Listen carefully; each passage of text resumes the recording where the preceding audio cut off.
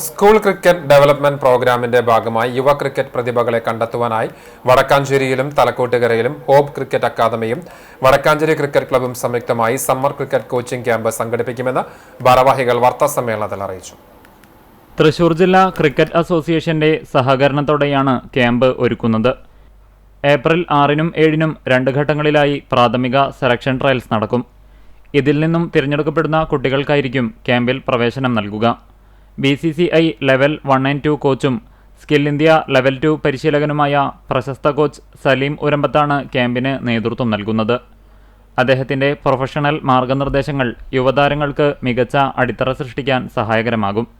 Selection ട്രയൽസിൽ മികവ് പുലർത്തുന്ന ഏറ്റവും മികച്ച താരങ്ങൾക്ക് സ്കോളർഷിപ്പോടെയുള്ള പരിശീലനം നൽകുന്നതാണ്. Under 9, under 12, under 14, under 16, under 18 എന്നീ വിഭാഗങ്ങളിലുള്ള കുട്ടികൾക്ക് ക്യാമ്പിൽ പങ്കെടുക്കാം.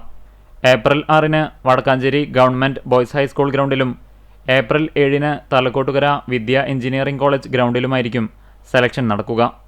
സീറ്റുകൾ പരിമിതമായതിനാൽ താൽപ്പര്യമുള്ളവർ മുൻകൂട്ടി രജിസ്റ്റർ ചെയ്യേണ്ടതാണ്.